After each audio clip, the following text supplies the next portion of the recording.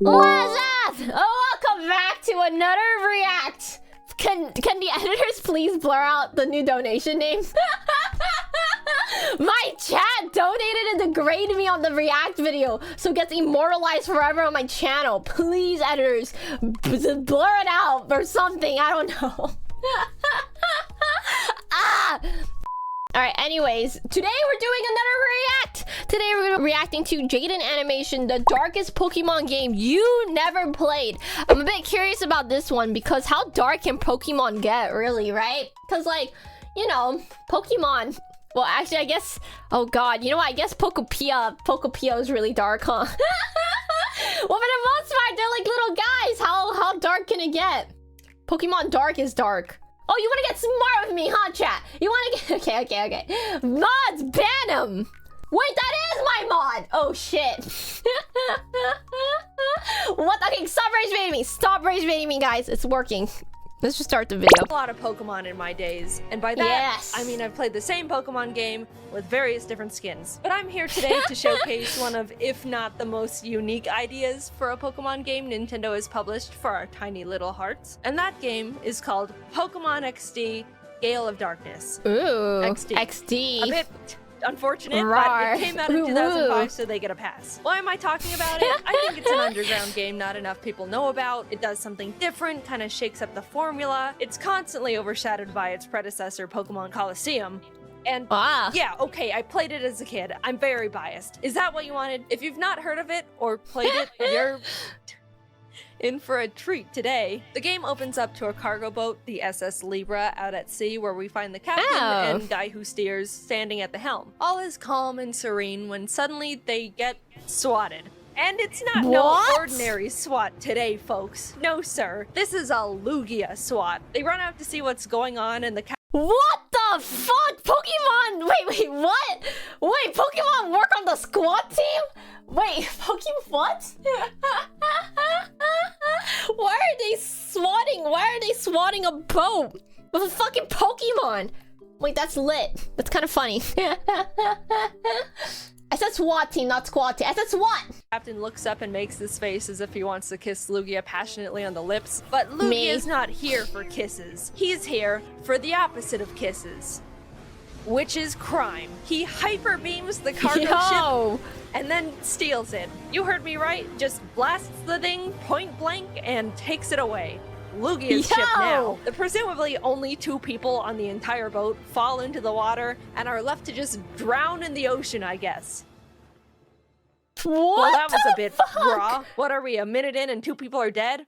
Yeah, sorry. I know I paused like 4 times already, but wait, Pokemon murder people? What the fuck? Gen 10 could never. Hard cut to me because that's more important. You play as this boy kid named Michael, but actually his name is Jaden now because that's me. The game throws you into the middle of this intense looking fight between a Salamence and Metagross, both level 50. I don't know where I am, what the stakes are, who I am, but this battle seems really important and tough, so I'm gonna give it my all and immediately Oko it. I did it! Screen goes black. Nice. I open my eyes, everything's blurry. Wake up, Jaden, you've been in a coma for 15 years. Turns out I live in a friendly laboratory run by this Professor Crane and his lab guys. I get up and the guy running the battle simulation tells me how good of a battler I've become. Aw, thanks, man. Then he immediately negs me by telling me it's about time I go out and get myself more Pokemon besides my one lame Eevee. Backhanded compliment at a child, but I'll take it, I think. I go into Crane's office where him and my mom are talking, and he says he heard from the battle coach that my battling skills have improved dramatically, and how proud he is of— Can I say wood at the mom? Like, chat, whoa, I love mutters. I love— To which my own mom tells him to stop giving me compliments and praise because I'm gonna end up spoiled rotten. I don't know what kind of a response that is to a child receiving praise.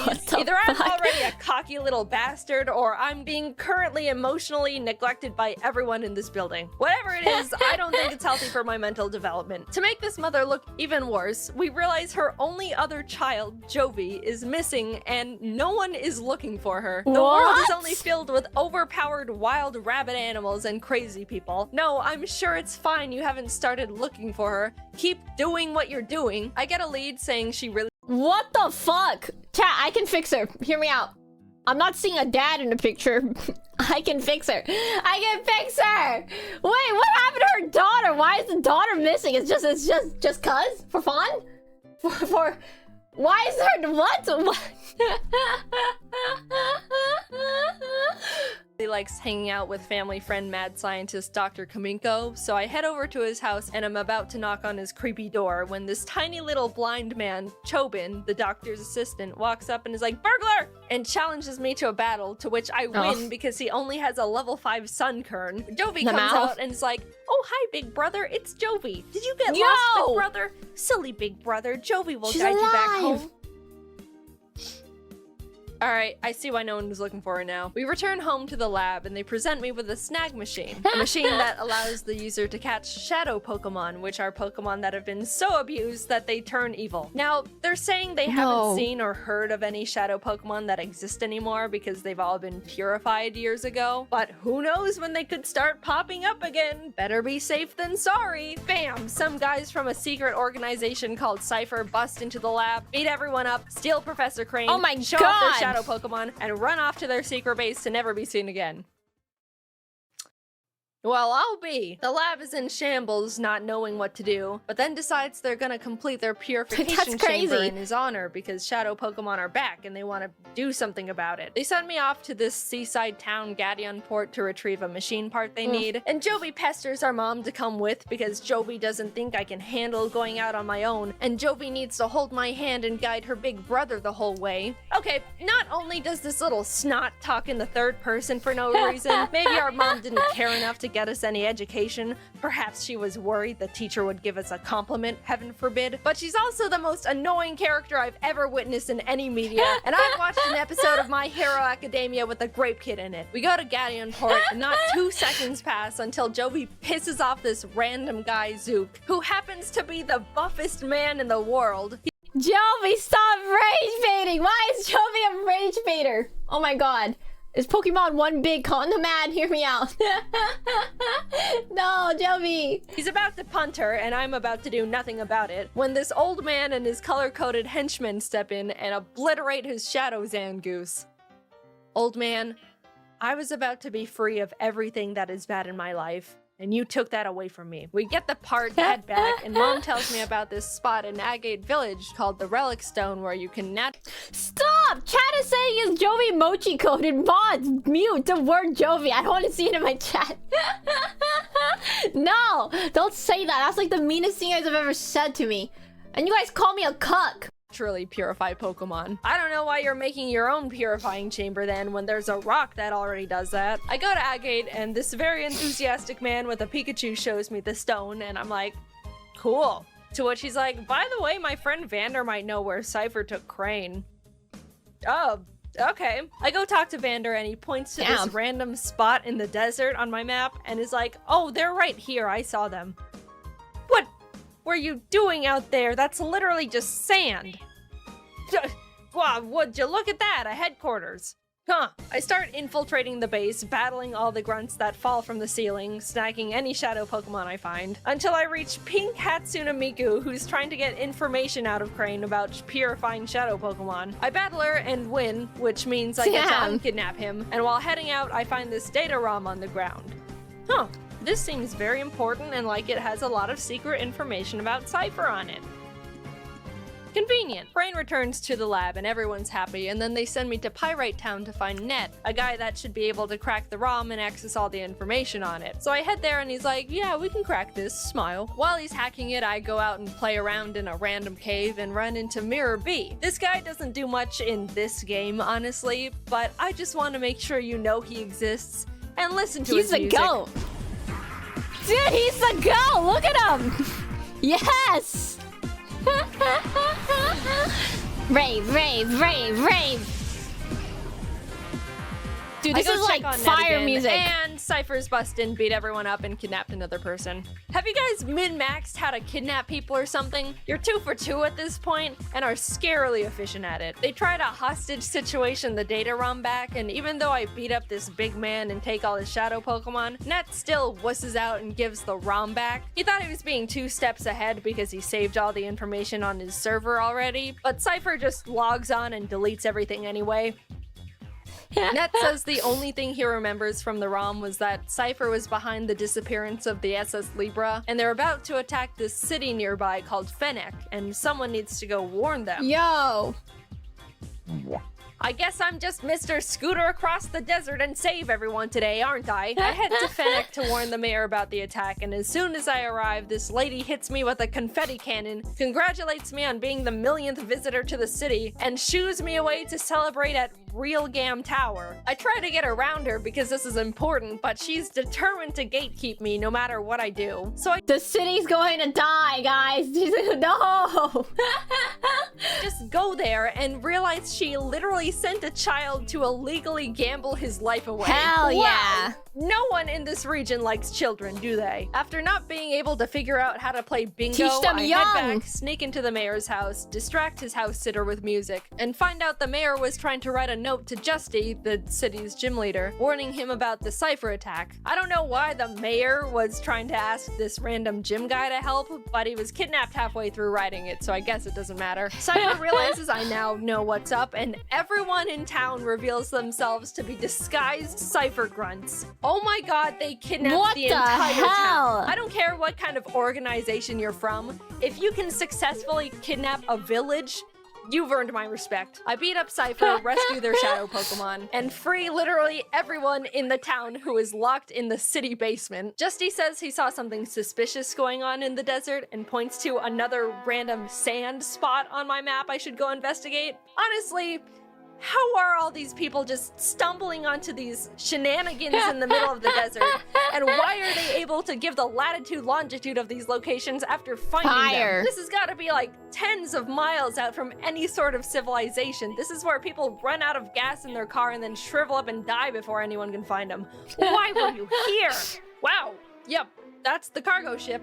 How did you find this? All right, what is so enthralling about this desert that crime? I really like that little animation where the little Jaden is shaking the skull. I don't know, that was really cute. Does anyone else agree? Something quite cute about Jaden shaking a dead corpse. And vigilante justice is constantly going on in every square inch of this place. Cipher's running around on the ship, and after I take their shadow Pokemon and chase them out, this group of strangers calling themselves Team Snag'em walks up and roofies me. Team I Snag'em. wake up, realize they stole my snag machine. This random old man who just started living in the wrecked boat said he saw them head off in What that the direction fuck? and points to the middle of nowhere on my map again. You people are beyond me. I show up and wow, another headquarters for crime. I make my way to their head honcho, Gonzap, who's trying to put on my snag machine, but he's Where the fuck are the police in all this, bro? Why is the fucking child out and about? Where are the police? Where? too big and muscular and adult, and since I am a child, it does not fit on his giant muscle arm. He pretty much gives up, asks if I want to join Team Snag'em. I say yes, but he fights me anyway. And after I beat him, he's like, actually, you can have your arm thing back. We're not enemies. Awesome. So why am I here? You drugged me, stole my stuff, and then This just is a called crime. friendship and gave it back. I find Cipher's Shadow Pokemon Factory and walk up to the actual biggest man Holy. I've ever seen in the world. How naive I was to think Zook was big. Foolish me. Anyway, they're about to beat me TF up when Gonzap shows up, expresses his devotion to our newly blossoming friendship, Yes! and rupees them for me. Oh, hell yeah! Thanks, man. You're really consistent at that. I go To inside go. and climb to the roof where their power generator is. There's a tiny little piece of paper there that says, use system lever to adjust voltage. Do not raise voltage too high. Crank! A guy comes out and starts yelling at me with his Pokemon when the tiny old man who accidentally ruined my life in Port comes on screen and is like, I'm evil and creating a Pokemon that's unpurifiable. Come get me. This is my IP address. I need to cross the ocean to get to him because he's basically on evil Hawaii. So I take this Robo Kyogre from Kaminko, speedboat my way there. Evil Hawaii? Isn't that fucking Australia? Sorry, Australia hate will never die in my channel. Things haven't been the same since my Australian wife divorced me. And you guessed it, fight everyone in the building/volcano until I get to the big little man. After fighting an entire here. country's worth of people, I find him. His name's Greevil, by the way. And he's like, Greevil. I'm surprised you made it this far. Ha ha ha Well, I'm busy, don't bother me. And blocks me with a giant pane of glass. Holy shit. Honestly, out of all the fictional villains I've seen, this is surprisingly decently reasonable. But I'm not gonna just sit here and stare at him behind the glass like a goldfish at PetSmart. So I just walk around and use the side door, which really sets him off. I mean, dude, either lock the door or don't have it. This is just what doors do. Greevil's like, you blew up our shadow Pokemon factory, you got past my glass.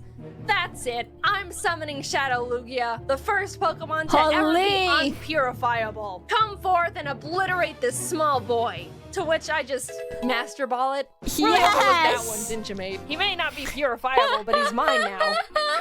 Huge L. Greevil gets so beyond pissed that he decides to open his creepy eyes and fight me himself. And I was surprised to realize not only does he have a team of all shadow Pokemon, but he somehow nabbed Articuno, Zapdos, and Moltres. What the I'll be honest, it was a really hard fight because shadow Pokemon are super effective against all non-shadow Pokemon. I don't know how it took me this long to tell you that, but that's how it works. So instead of trying to catch them all like I've been doing this whole time, I really just beat them up and they ran away. So I win! Yes! Cipher has officially lost everything, and it's all because of me, the little boy. Blue henchman runs up to Greevil and is like, "Sir, I have a plan.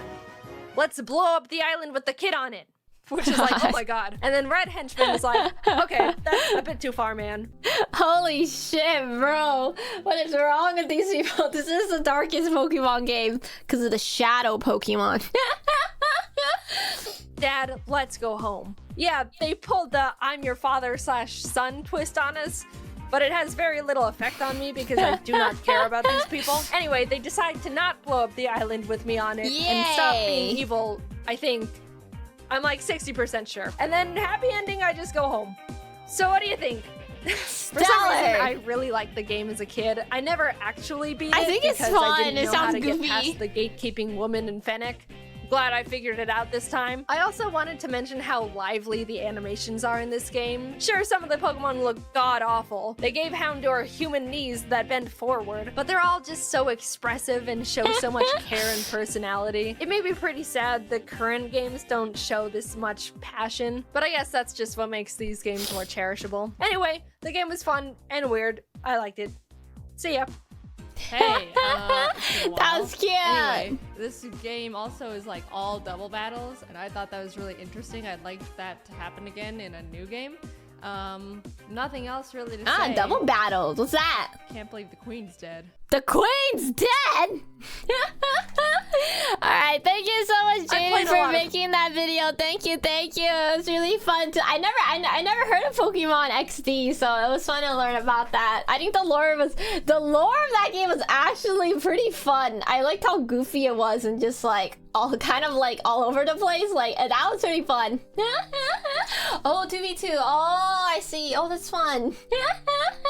Thank you so much, Jaden, for making this video and letting us react. And I will see you guys in the next react. Thank you. Ah!